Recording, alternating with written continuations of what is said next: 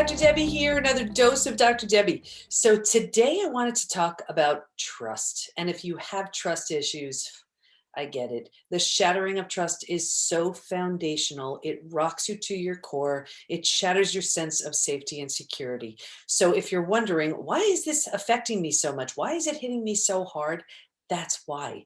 The very person, the very people who gave you that sense of safety and security could be the very ones to shatter it and take it away. It's devastating. And it leaves us with trust issues until we heal them. So now what so often happens is trust is shattered and we're so uncomfortable with that feeling and we just want it to go away. So we're like, ah, forget it. I'll just trust that person again.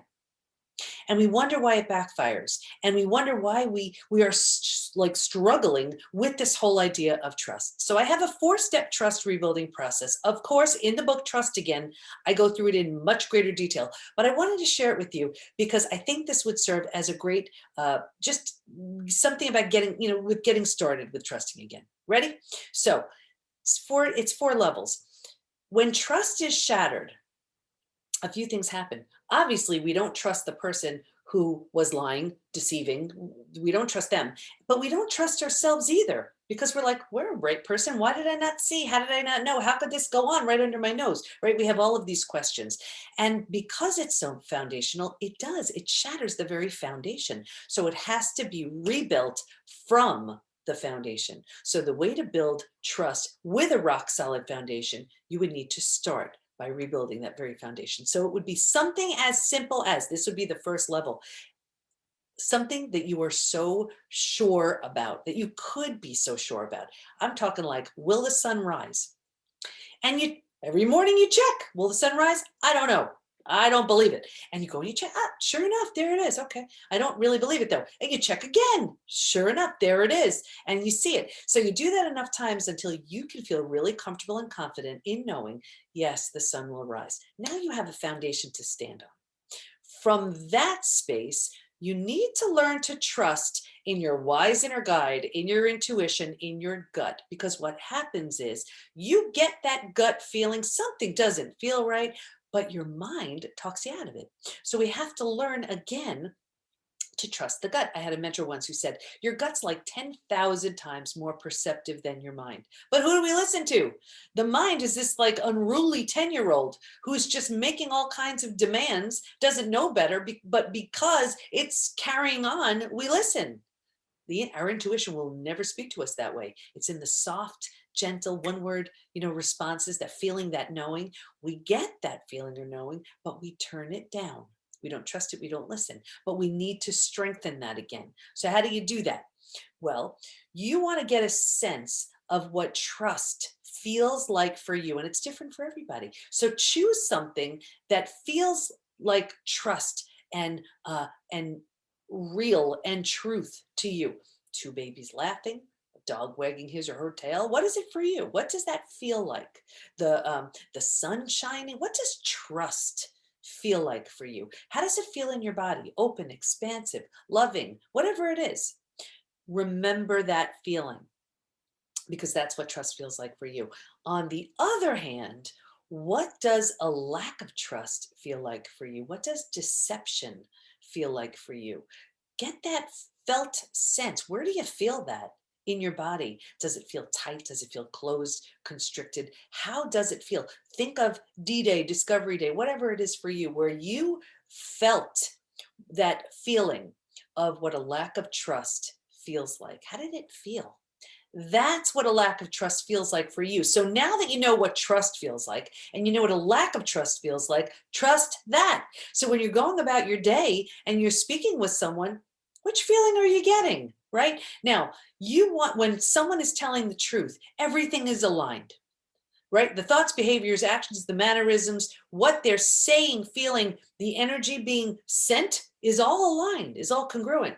But you ever notice those people where they're saying something, but you're getting a very different energy? Maybe the words are okay, but the energy, the body language, the mannerisms don't match, right? It's incongruent. Or like someone's smiling, but their eyes aren't smiling. It's not like a Botox thing. It's like a weird, creepy thing. Trust it. Trust it. Everything needs to be congruent. So You know what trust feels like. You know what lack of trust feels like. So you're strengthening your wise inner guide right there. You're strengthening your intuition. So that would be the second level. So if you've strengthened the very foundation, so you know you have something to stand on, you strengthen your intuition, your wise inner guide. From there, you go to the third level of that, and that's rebuilding trust in yourself. And you need to rebuild trust in yourself because after the shattering of trust, after betrayal, you don't trust your own decisions. You don't trust your own judgment. You don't trust yourself. So you need to learn how to do that again. So to do that, you give yourself little tasks and little things to do, and you do it. I'm going to drink that glass of water, and then you do. I'm going to make that phone call, and then you do. I'm going to go to sleep 10 minutes earlier, and then you do. I'm going to work out today, and then you do. I will not call my ex, and then you don't. Whatever it is, right? And what you're learning and what you're teaching yourself is, my word is law. If I say something, I mean it. I trust myself. So when I say something, that's the rule. So think about it. Now you have a foundation to stand on. You trust your gut. You know what truth feels like. You know what a lack of truth feels like. You trust what your gut is telling you. Now you trust yourself. You could feel that sense of safety and security. It's almost like you have these invisible bodyguards, right? Only from that space do you now carefully and cautiously trust in others. Do you see how when you do it this way, you have a bit of a base, you have some safety and security around you? But what so often we do is we don't do those other three levels. We just want to go back to trusting that often the very person who hurt us, and we wonder why we don't feel safe. That's one of the reasons why. I look at trust like a brick wall, and that brick wall can take decades to build. The only way I know it can be built is brick by brick by brick. Every opportunity someone has to show that they're trustworthy represents a brick in that wall. And then in that one earth-shattering moment, series of moments, whatever, death by 1,000 cuts, many lies, whatever it is, the wall is completely taken down. So that's why people ask me, can trust be repaired? I don't think so. Can it be rebuilt? Yes, it can. But the only way it can be rebuilt is the same way it went up the first time, brick by brick by brick. So that's why it takes time. That's why trust is sacred and precious. And that's why we take such a hit when it's shattered. But here's what also happens. We just want to be okay with that person again because this feels so awkward or uncomfortable or whatever, that let's say the betrayer or the person who shattered trust, they broke that brick wall, and then we're the ones who are affected by it, and then we say, it's okay, I'll rebuild it. Right? What's that about? No, trust is a process. Trust is sacred. Trust, to build trust, it's intentional. To rebuild trust, that takes a lot of work. It takes a lot of work on the person where the trust was shattered to be willing to allow for that other person, if they want to, if they're willing. You can look at the pile of bricks and say, I don't have the least bit of interest watching that thing get rebuilt, and walk away. If you want to stick around to watch that be rebuilt, you have to be willing, and the other person has to be a really good bricklayer with every opportunity showing that they're trustworthy. It represents one brick in the wall. So that's the 4-step trust rebuilding process. I go through it so much deeper in Trust Again, Overcoming Betrayal and Regaining Health, Confidence, and Happiness. And I thought I had the book with me, but if you want to just download a chapter, you can do that at thepbtinstitute.com/free gift, no spaces. thepbtinstitute.com/free gift. And what I'm going to do is give you a free chapter so you get a sense of what the book is like. And then if it resonates with you, you can always grab the book.